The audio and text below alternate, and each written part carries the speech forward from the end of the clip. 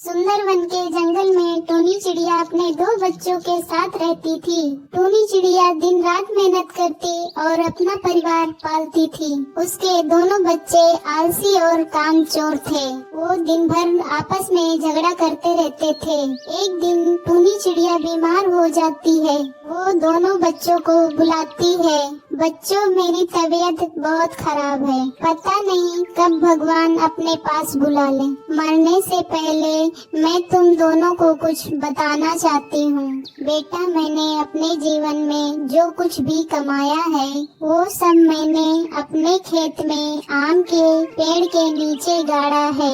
मेरे मरने के बाद तुम दोनों उस खजाने को निकाल लेना।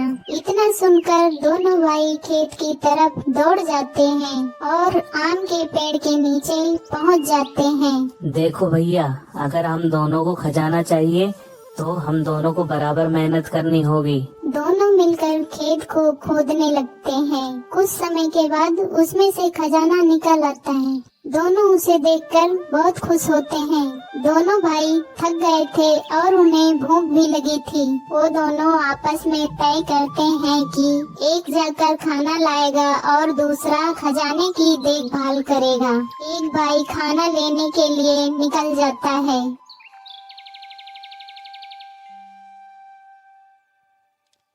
वह एक होटल पर पहुंचता है और खाना पैक करवा लेता है।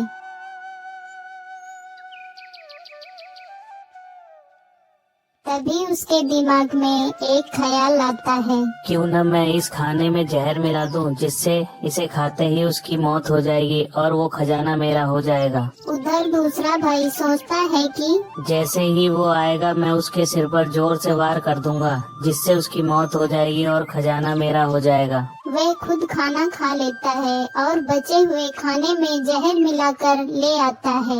जैसे ही वह खेत पर पहुंचता है, पीछे से उसके सिर पर वार होता है और वो वहीं मर जाता है। बड़ा भाई बहुत खुश होता है। फिर वो खाना खोलता है और खाने लगता है। खाने में जहर मिला था, जिससे उसकी मौत हो जाती है और खजाना वहीं पड़ा रह जाता है। ये सब नजारा वहाँ खड़ा आम का पेड़ देख रहा होता है। सुंदरवन के जंगल में पक्षियों का झुंड रहता था। उसी जंगल में टूनी चिड़िया अपने पति कालू कौवे के साथ रहती थी। कालू कौवा बहुत ही मेहनती था। वह दिन भर रिक्शा चलाता और अपने परिवार को पालता था। उसी जंगल में एक चील भी रहती थी। एक दिन कालू शाम को अपने घर लौट रहा था, तभी अचानक उसके ऑटो के सामने चील आ जाती है। ऑटो से टक्कर लगने की वजह से चील वहीं तड़प तड़प कर मर जाती है। अकाल मौत मरने के कारण चील की आत्मा उस जंगल में घूमने लगती है और जो भी पक्षी उसे मिलता वह उसे मारकर खा जाया करती थी। इधर कालू कौवा घबराकर घर पहुंचता है और सारी बात टूनी चिड़िया को बताता है। अरे टूनी, आज मेरे ऑटो के सामने काकू चील आ गई, जिससे उसका एक्सीडेंट हो गया और वो मर गई। अरे कालू जी, ये आपने क्या कर दिया? अब उसकी आत्मा हमें नहीं छोड़ेगी। एक दिन कालू रात में घर लौट रहा था, तभी चील की आत्मा उसके सामने आ जाती है। कालू बहुत ही डर जाता है। मुझसे गलती हो गई, मैंने ये जानबूझकर नहीं किया, मुझे माफ कर दो। तेरी वजह से ये मेरी हालत हुई है। मैं तुझे नहीं छोड़ूंगी, तुझे भी मरना होगा और जंगल के सभी पक्षियों को भी एक एक करके मार दूंगी। चील कालू का ऑटो पलट देती है, जिससे कालू घायल हो जाता है और वहीं उसकी जान निकल जाती है। अब कालू देर रात तक घर न पहुंचने से टूनी चिड़िया भी परेशान हो जाती है। बच्चों, तुम घर पर ही रुकना और जब तक मैं नहीं आती घर से बाहर मत जाना। टूनी कालू कौवे की तलाश में निकल जाती है। थोड़ी दूर पर जाकर देखती है कालू की लाश पड़ी है। वह रोने लगती है।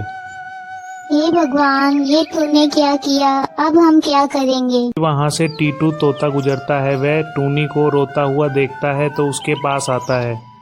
अरे टूनी बहन, ज्यादा रात हो गई है, तुम अपने घर जाओ, नहीं तो काकू चील की आत्मा आ जाएगी और तुम्हें भी मार देगी।